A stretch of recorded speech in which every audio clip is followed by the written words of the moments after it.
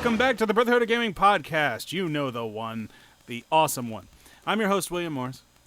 I am your co-host, Eugene Morris. And hey, Bill, guess what? What? I have no idea. San Diego Comic-Con. Oh, was yeah. this weekend. Why aren't we there? Damn. One day, my friend. One day. Yeah. Well, because were, I can answer why we're not there, because there's this thing called money, and we don't have a lot of it. Money. We don't have it. Anyway, lots of DC goodness. Well, most goodness and some controversy. What? But we're gonna start off with the controversy. Huh? So, as my esteemed host, Bill Morris, knows, they're making a new DC animated movie based on Batman the Killing Joke. And me and Bill, well, first off, there will be spoilers if you haven't heard the Killing Joke. Me and Bill know the Killing. Me and Bill know the Killing Joke well. We both know it. So they're making an animated movie. It's going to be rated R. Now, the thing about the Killing Joke is that it's primarily a Joker story, kind of a Joker origin story. But the big thing that happens in this story is the fact that he shoots Barbara Gordon and paralyzes her, becoming the. Of course, she would later on become Oracle. But yeah, this was whole thing about him trying to get Commissioner Gordon to go crazy, and of course he strips her down, strips her naked, take pictures of her, and it's implied that he may have raped her. Well, the thing about this animated movie is that animated movies for Warner Brothers have to be about 75 minutes long. By just adapting the Killing Joke itself, it was only going to come up to about 45 minutes. So they had 30 extra minutes that they had to put in order to achieve that full-length animated feature. So they created the first 30 minutes. They created this entirely new story that's centered around Batgirl. So they're trying to extend her purpose in the story, where she's more than just getting shot. She's more than just a tool to advance the storyline. They wanted to give her more of a role. Now, we knew that was going to happen, but then we started to found out. Well, they debuted the movie at Comic-Con, and a lot of people are really upset about it. Here's what they did. It turns out, now, again, here's the spoilers parts. Batgirl and Batman have a confrontation, and they have a spat. And after this fights, though, Batgirl ends up straddling Batman on a rooftop. She leans in and kisses him, and then they take their clothes off and they have sex on the rooftop. Batman and Batgirl have a romance in this movie. I'm down. And a lot of people are not. Well, because you gotta remember, in the animated series, they were a couple for a while. That's true. It is implied in Batman Beyond that they were a couple, but this has people freaking out because now they've taken Batgirl, this strong female character, and they basically turn her into a jilted girlfriend. Well, let's think about this for a minute. Okay, in the Batman animated series, the newer seasons where they changed the animation. Yeah. After she broke up with Dick Grayson, she hooked up with Bruce. That was a known thing. That was not a secret. They were a couple, even if it wasn't the direct focus of the show, as it shouldn't be. But they were a couple. In fact, they kind of joked about it from time to time, and even Bruce kind of got embarrassed about it. So yeah, they screw each other. They do. It's just never been the focus. Now, even as the newer Batmans have gone on, like the Arkham series, where she serves as Oracle, she is with Bruce all the time. She supports him in every way. They are the perfect team now, because Robin is not always there. He's Tim Drake. He's doing his own thing. He's got his own life.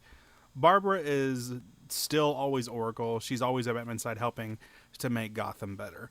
So, in a sense, she's kind of his wife without being a wife. So, when he comes home to the Batcave, you don't think that maybe he can get it on with a cripple? Oh, that's bad. That was not cool. She is Handicapped. Be more PC. I don't know. I don't know how I feel about this. I just don't think it's necessary. Because to me, it's just kind of distracting. Where this is supposed to be basically a Joker film. Like, and I just think they were trying to extend her story and maybe trying to deepen the relationship between Batman and Batgirl, but I just don't know if this was the right way to go for them to be banging each other. Okay, to be fair, yeah. Honestly, I think of it as they're trying to make you feel more sympathetic with the character of Batgirl. Like, this is not just the origin story of the Joker. This is the death of Batgirl. You know, it's to me, it seems like, and I noticed that a lot of these animated movies are kind of like this way, that it's just there just to get an R rating, you know? That's like the only purpose that it serves, and it kind of just makes it even more controversial that she's just there to... She's in this movie, and she's only in this movie to have sex with Batman and to get shot and crippled by the Joker. And it did not go well at all over at San Diego Comic-Con. There were a lot of fans that were very upset. During the panel, things got kind of awkward. like, wouldn't this movie have gotten a rated R even without their sex scene? I mean, because the whole... Exactly. I mean, this whole story in general is really dark. It's a very dark story, yes. You're absolutely right. It's a very... That's why, like, listen, it really does... Like, someone said it best. It kind of feels like the first half hour of the film is a Bruce Timm fan fiction. Probably was. You know? Yeah, you know? It's so... Like, I'm not against Batman and having Batgirl sex?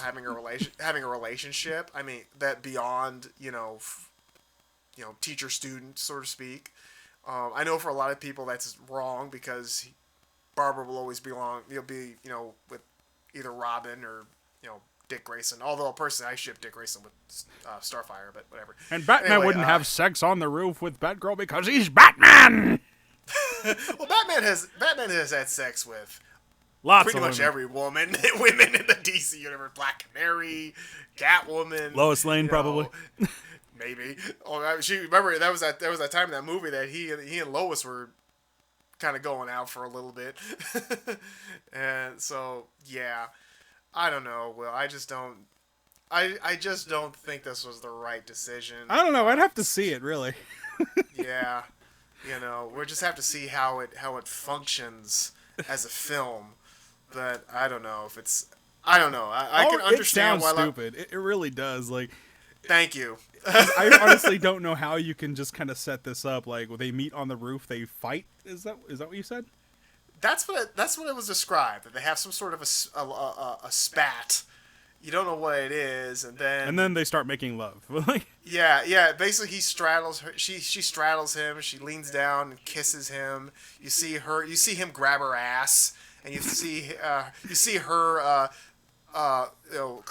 move her hands down to his crotch.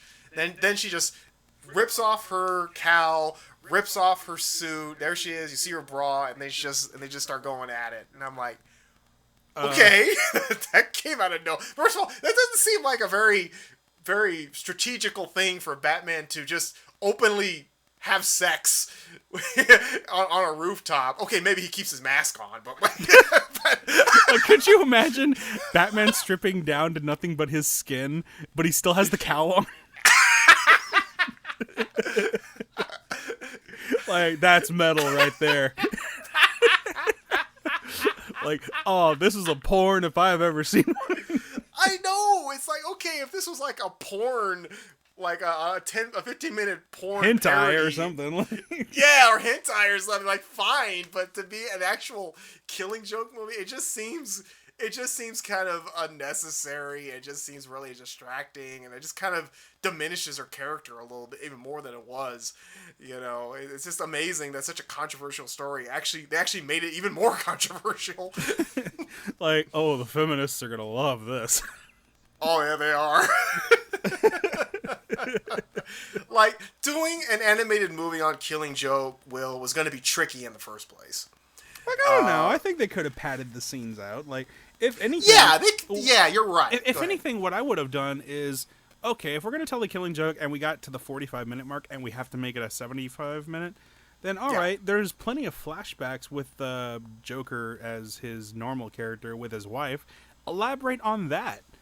Give us more scenes where he's hanging out with his wife and being a regular person. Make us sympathize with him. Right.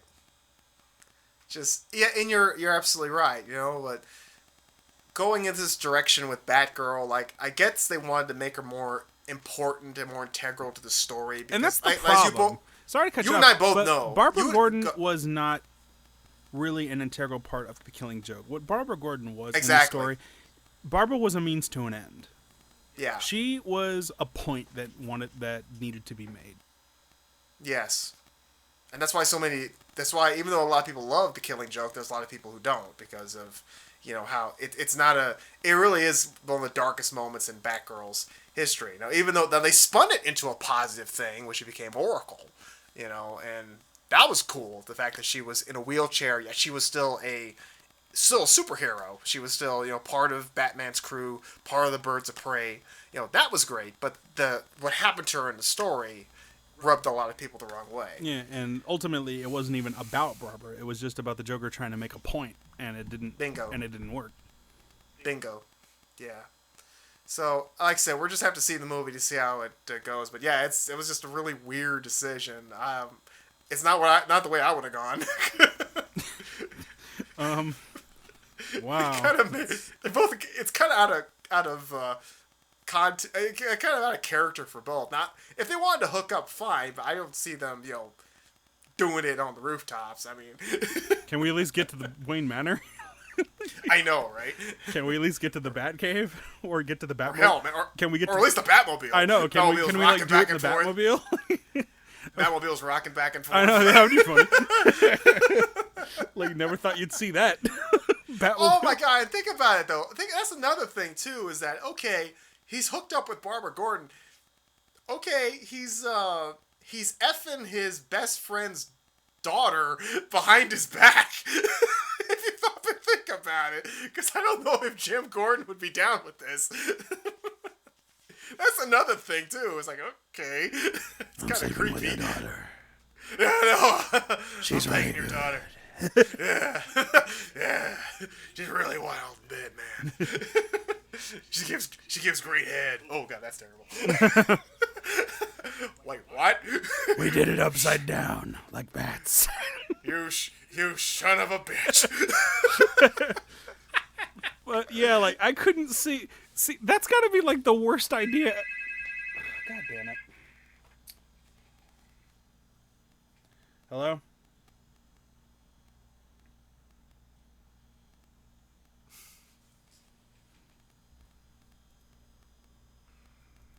Hello? Weird. Okay, where was I? That's got to be the worst. That's got to be the worst like idea ever. Like how unsafe and unprepared or like that just seems like a very un-Batman thing to do, because like prowls in the night, keeps to the shadows, has open sex on a rooftop. God forbid a satellite caught that. or Superman's flying by. Bruce, we have to just whoa. Like, with all the superheroes and corruption out there, don't you think it's possible somebody with a camera might have seen this? From the Watchtower, Martian Manhunter. Oh dear. I don't know. It's just it was just a very strange decision, and I don't know if. Well, like I said, we'll just have to see the film, but I don't think this is turning out the way they hoped it would. It's not going over well. I'd love to hear what Max Landis thinks of this. Mm-hmm. Like, that ought to be good. Right.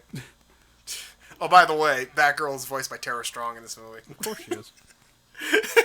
And Kevin Conroy is there as Batman, and yeah. I bet he's got to be thinking this is the most interesting thing I've done as Batman in my career. I know, but like, well, this is something.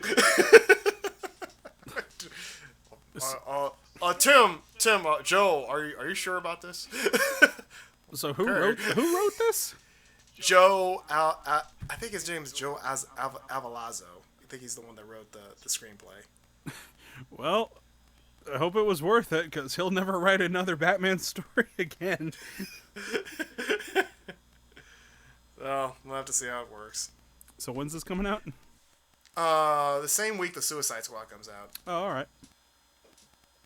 So, next up, we saw the first trailer of Wonder Woman, the movie. Finally, about time. Will, what'd you think? I was really surprised. It looked a lot better than I thought it was going to be. Granted, I didn't think it was going to be bad. But out of a Wonder Woman movie, I guess I wasn't really sure what to expect. And this definitely set the mood and the tones, and I'm really optimistic about it. In fact, I'm looking forward to it. Go ahead. The colors look very standard for what we've kind of seen. Like, if you go back to the Transformers movies, it's got those really bright oranges with the blue hues. So it's kind of stock in that way in terms of color, which I'm just like, okay, yeah, that's just how they make films these days. But yeah, the humor is there for the people that constantly complained. So they don't have anything to worry about anymore. Yeah, there's funny ha-ha jokes, because apparently that's all people care about. Movies being too smart for them. Alright, so... hey, I'm just speaking the truth. So yeah, I like what I saw. The magic lasso looked really cool. The way it shines. Nothing else to really say. It's pretty much everything I hope to see from a Wonder Woman trailer. I mean, it's basically the origin story. You see him Steve Trevor washed up on Paradise Island. Yep. And Themyscira. you know, Whatever. Themyscira. You see her mother, Queen Hippolyta. You see the Artemis leading the Amazon warriors into battle. Fighting on the beaches, which was awesome. Yeah, the colors are muted. At least the surroundings are. But remember, this is supposed to takes place in like World War One. But one thing I noticed is that Wonder Woman kind of pops out when she's in her uniform, especially with the gold lasso, which I like. Like yeah, she's the I am color glad that her coming into colors this dark aren't universe. dark and faded, because we don't. Yeah, Right. I'm tired of that. Right. They're just popping out. But yeah, I mean, I really like that Wonder Woman animated movie that came out many years ago, and it looks like it just looks like a live action version of that. It's cool to see Chris Pine in there. I like him. Gal Gadot, to me, she's Wonder Woman. She's just hitting it perfectly. She has proven herself. Like, she did hit the role really well. Of course, being an unknown, people were skeptical, and I was skeptical too, because I wasn't sure if she could really pull it off. She didn't really look fit enough to be Wonder Woman. She looked a little too skinny. Yeah. But her attitude, her performance definitely shows that, yeah, she can pull it off. Right. Yeah, there's gonna be plenty of action in this thing. The action looks great. We had Etta Candy make a appearance at the end, so yeah, I mean, everything looked beautiful, and it's gonna be really cool. I liked Captain America: The First Avenger, because most of it took place in World War II. So it's gonna be cool seeing that the fact that this is a period piece, actually a superhero story taking place in World War One, where she's fighting the Nazis. Hopefully, we'll get an appearance from the gods of Olympus. Hopefully, like Ares will show up, which would be awesome. But yeah, I'm really, really excited. I'm looking forward to this, and yeah, I was happy with what I saw. We'll have to see how the rest of it looks, but so far it's very promising. Yeah. Again, I'll just be repeating myself at this point.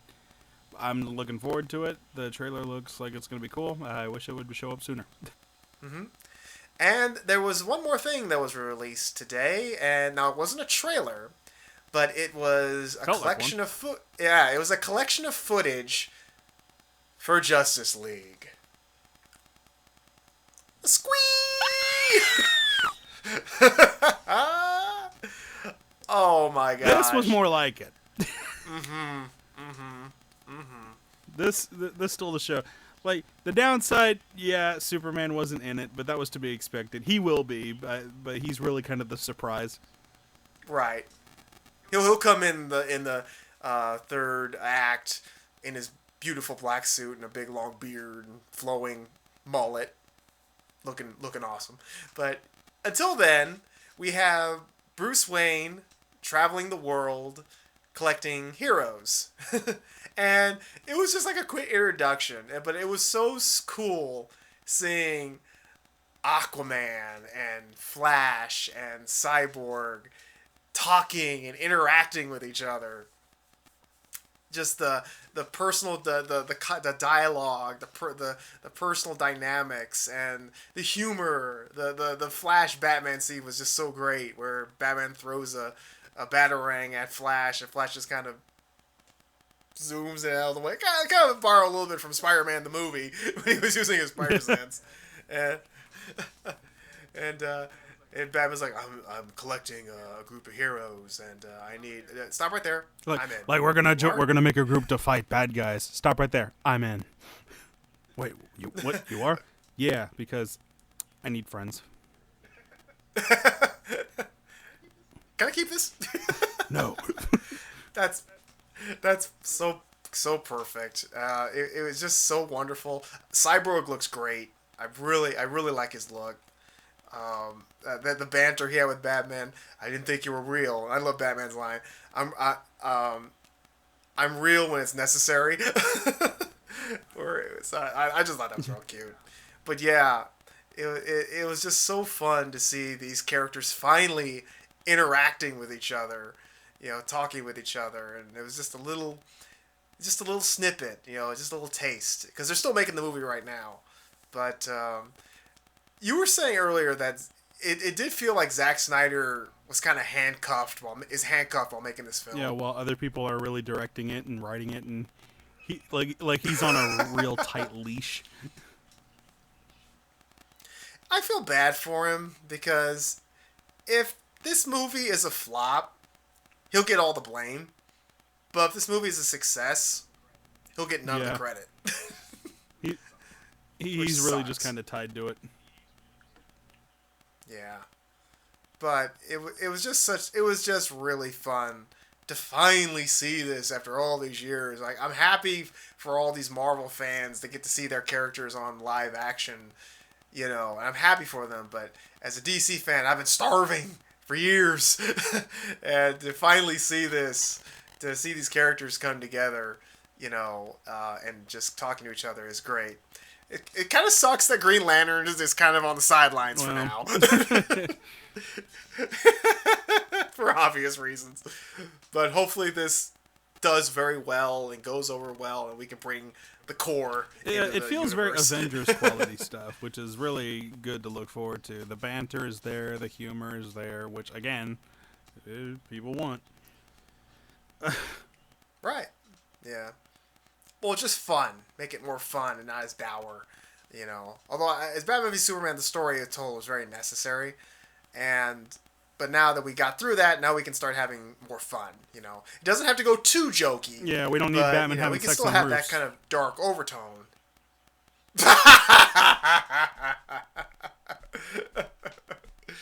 But, yeah. It was fun to see. Like I said, it was a quick sneak peek, but yeah, it warmed the barnacles of my heart. The cockles. Thank you, those two. It warmed everything. So yeah, I was really surprised. Like that all I could say is that was more like it. Mm-hmm. That was exciting. That was exciting to see. Like a very necessary sneak peek to get people on board, and I think it worked. Yes, I do too. Whereas people walked out of the Killing Joke movie with heads frowned, looking down. This sneak peek rose them back to glory. And also the picture they showed of the Justice League standing together was in costume was really nice. Was Superman there? Yes, he was. Oh, okay. Yes, he was in full glory. Although there is one thing about the picture you won't like. He wasn't standing in the middle. Neither was Batman. Wonder Woman was. Oh, okay. Well, this is Wonder Woman's 75th anniversary, so Comic-Con, they're really pushing her hard. They had her reveal trailer for Injustice 2. They have the theatrical trailer for, the new Wonder Woman movie. So, yeah, it would make sense that they would, give her the spotlight this year because this is her 75th anniversary, so. So a lot of things to look forward to in 2017. I say so.